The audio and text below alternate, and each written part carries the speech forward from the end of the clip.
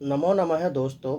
मैं महेंद्र कुमार मंगल Nissan's classes private limited Kota की इस ऑनलाइन वीडियो प्लेटफॉर्म पर अभिभावकों एवं विद्यार्थियों को मैं पुनः हार्दिक अभिनंदन करता हूं। आज हम अपठिताव बोधनम का टॉपिक पढ़ेंगे जो कि बोर्ड परीक्षा में 10 अंक का होता है। अपठिताव बोधनम का सामान्य अर्थ ऐसा पाठ्यांश जो पढ़ा हुआ न हो अर्थात न पठित।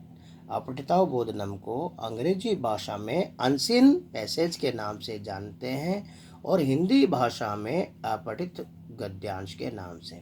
हिंदी भाषा में गद्यांश व पद्यांश दोनों तरीके से पूछा जाता है, लेकिन संस्कृत में केवल अपठित गद्यांश के रूप में ही पूछा जाता है।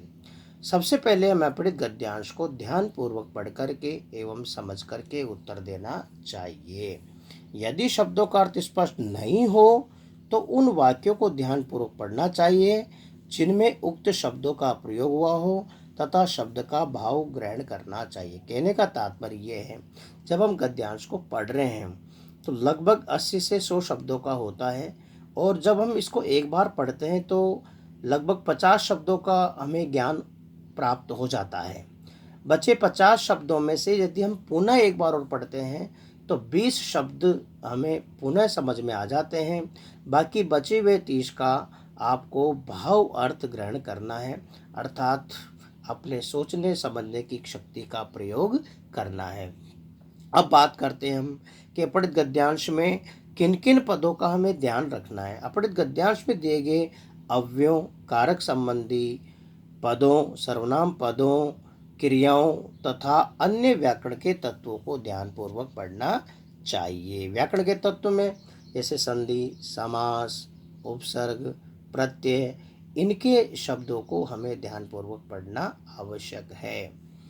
अब हम बात करते हैं गद्यांश के शीर्षक की बात।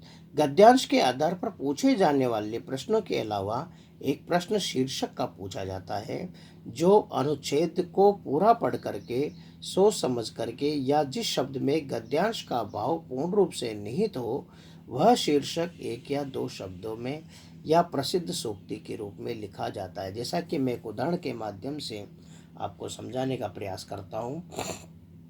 हमारे देश का नाम भारतवर्ष है। पहले हमारे देश में दुष्यंत का पुत्र भरत नाम का महाप्रतापी राजा हुआ। उसी के संबंध से इस देश का नाम भी प्रसिद्ध है। हमारा देश प्रकृति संपन्न है। यहाँ 6 ऋतुएं यथा समय आकर के विविध प्रकार के सौंदर्य से विभूषित करती है। अब मैंने जो इन लाइनें पढ़ी थी इनका आप आराम से शीर्षक बता सकते हैं कि मैंने किस विषय पर बात करी थी। तो शायद आपने ध्यान दिया हो तो मैंने भारत देश के बारे में या भारतवर्ष के बारे में यहाँ पर बात की, तो इसका शीर्षक हो गया भारत देश या भारतवर्ष। अब बात करते हैं यहाँ पर अपठिताव बोधन में कितने प्रकार के प्रश्न पूछे जाते हैं। तो जैसा कि मैं आपको वीडियो में बता रहा हूँ कि अपठिताव बोधन में 4 प्रकार के प्रश्न पूछे जाते हैं। एक पदेन उत्तरत, अर्थात एक पद में उत्तर देना। वहाँ पर प्रश्न के साथ में निर्देश दिया होता है तो आपको एक पद में ही उत्तर देना है। पूर्ण वाक्य उत्तरत मतलब पूरे पूरे वाक्य में उत्तर देना है। तीसरा है उपयुक्त गद्यांश का शीर्षक। शीर्षक के बारे में भी मैंने आपको बता दिया है। और नंबर 4 भाषिक कार्य। भाषिक कार्य से तात्पर्य है कि व्याकरण से संबंधित प्रश्न, जैसा कि वाक्य में कर्ता व क्रियापदों का चयन और कर्ता क्रिया की अनुवृत्ति कैसे करते हैं, मैं एक उदाहरण के माध्यम से आपको बताना चाह रहा हूँ। मैंने एक उदाहरण लिया, राम पुस्तकम पठति। इस वाक्य के अंदर कर्ता कौन है? राम। क्रिया क्या है? पठति। राम कर्ता का क्रियापद क्या है? पठति। पठति क्रियापद का कर्ता क्या है? तो इस प्रकार से कर्ता क्रिया की अनुवृत्ति और कर्ता क्रिया का चयन। अब हम आगे देखते हैं विशेषण विशेष्य बताना। जैसे मान लीजिए सुंदरः नरः। अब इसके अंदर विशेषण क्या है? सुंदर। विशेष्य क्या है? नरः। सुंदर का विशेष्य क्या है? नरः। नर का विशेषण क्या है? सुंदर। इस प्रकार से प्रश्न पूछे जाते हैं। इसके अलावा पर्यायवाची, समानार्थी, विलोम पद, ये जो पद हैं ये अन्य पद दे करके उन पदों का विलोम या पर्यायवाची या समानार्थी उस गद्यांश में से ढूंढ के आपको लिखना है। संज्ञा के स्थान पर सर्वनाम का प्रयोग, सर्वनाम के स्थान पर संज्ञा का प्रयोग, इसी प्रकार अन्य व्याकरण के तत्वों से संबंधित प्रश्न होते हैं, जैसे लकार परिवर्तन करना। जैसे उदाहरण से समझते हैं हम, राम पुस्तकम पठति, इस वाक्य को लिट लकार में बदलिए। तो लिट लकार में बदलने के लिए हमें क्रियापद को परिवर्तन करना है, तो राम पुस्तकम पठिष्यति। इस प्रकार से संधि, समास, कारक, उपसर्ग, प्रत्यय इत्यादि से संबंधित प्रश्न पूछे जाते हैं।